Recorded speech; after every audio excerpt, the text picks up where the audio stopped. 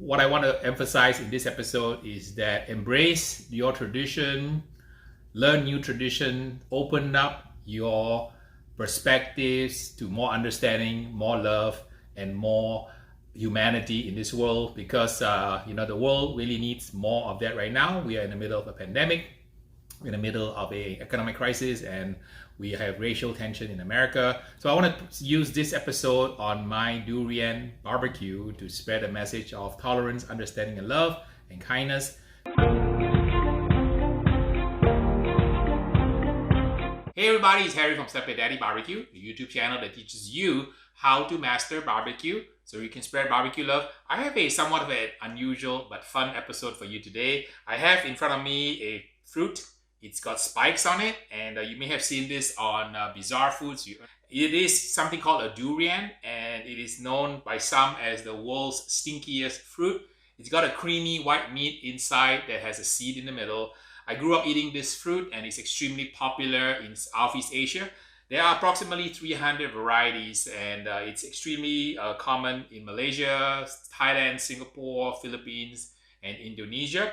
I grew up eating this, and I love this fruit. So today we're going to have a little bit of fun, show you guys from the West what a fruit from Southeast Asia looks like. We're going to cook it on a barbecue to show you an easy way to open a durian so we can reach in there and get to that wonderful yellow, stinky, meaty, creamy fruit.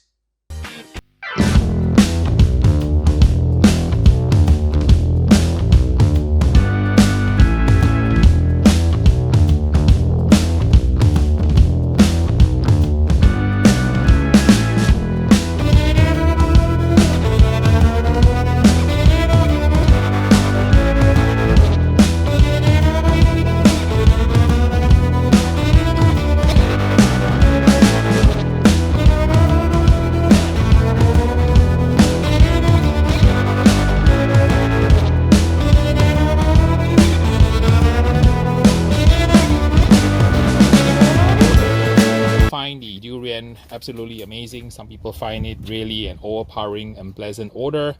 It actually, for some people, it creates intense disgust, and it's kind of like smells to some people like rotten onions or socks, even raw sewage. And this odor can actually linger for several days. That's why in certain hotels and public transportation in Southeast Asia, you're not allowed to bring the durian on board the airplane or the bus. The durian tree is approximately up to 50 feet tall, and the fruit is about 12 inches and up to about 2 to even 7 pounds. And it actually, the color of the meat ranges from green, kind of like light green, all the way to yellow to golden brown to kind of flesh color, depending on the species. This Montong is the one from Thailand, and it's got a very nice, mild fragrance. And that's why it's sold in America. Some of the more pungent ones are kept in Southeast Asia. And the flesh can be consumed at various stages of ripeness. And some of the desserts in Asia all use the durian. And then the seeds can also be eaten when they are cooked. There are actually about 300 varieties of durian in Indonesia, Thailand, Malaysia, Singapore, and the Philippines. And these are known as the king of fruit because it really has a strong odor, flavor, and is covered with sharp thorns. The fruit in there is very sweet and fragrant.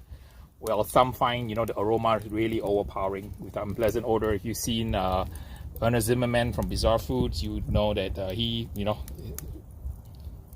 really feels that this is one of the strongest smelling fruits that's out there. Alright, so it's too hot. I'm going to close the lid a little bit here. Okay, it's been an hour and 10 minutes. Let's see how it's going. Nice char on the durian. Keep going. Get this side nice and charred.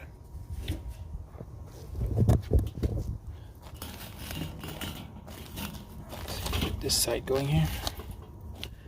Starting to split. That's good. That's how it should be. And when it gets ready, it'll split nicely and we can taste it. We're checking at the 1 hour and 40-minute mark. And starting to split. we have a split here. It's cracking nicely.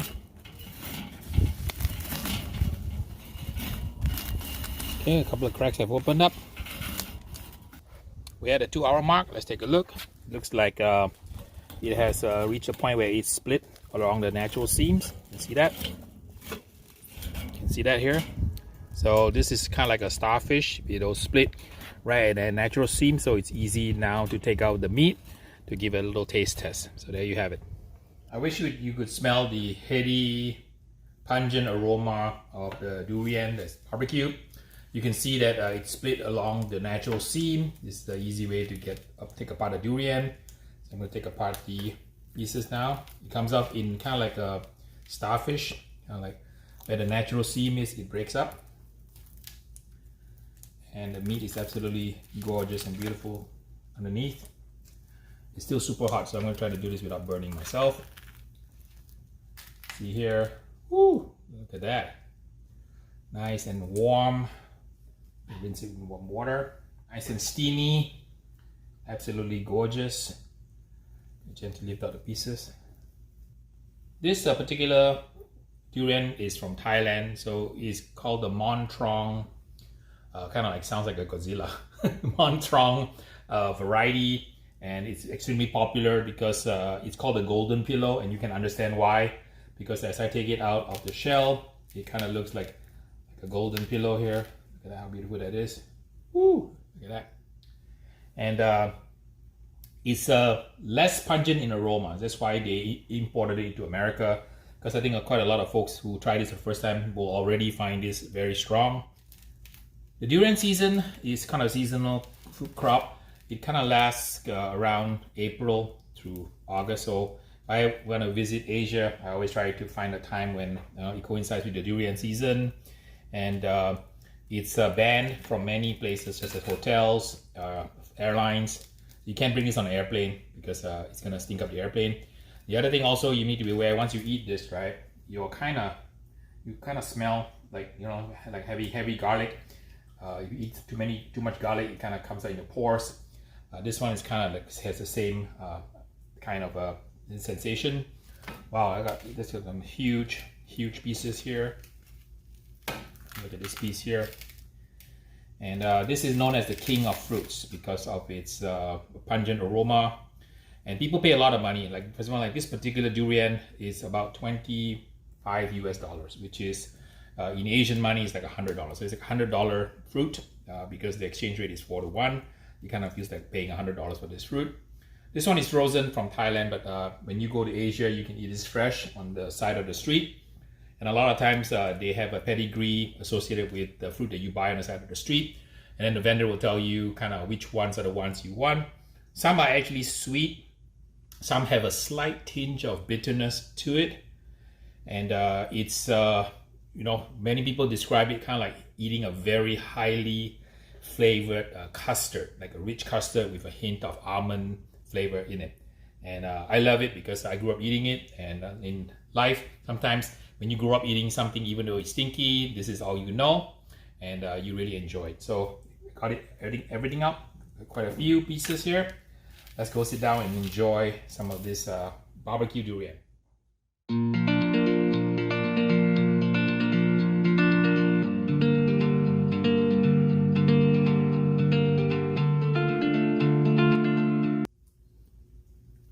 So here's why it's called a golden pillow, and it's a huge piece of fruit, and there's a seed in the middle. So show you the seed here, and the seed is edible if you cook it. So you have a big old mound of flesh here. Give it a taste test now. It's a creamy texture, kind of almost like jackfruit. See that? See the taste.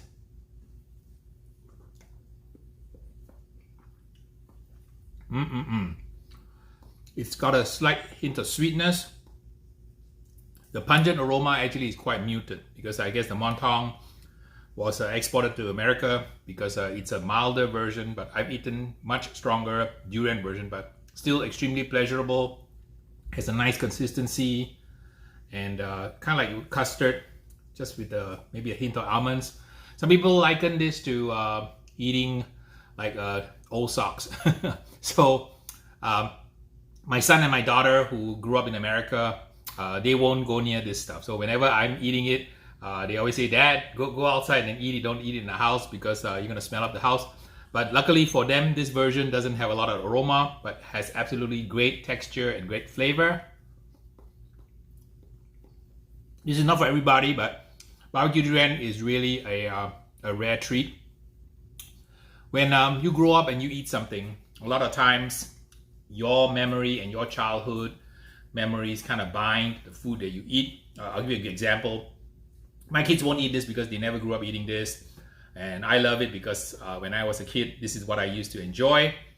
When I first came to America, I went to school at Texas Tech. One of my very first jobs was working in the cafeteria. And I was a server in the cafeteria. We used to serve fried catfish.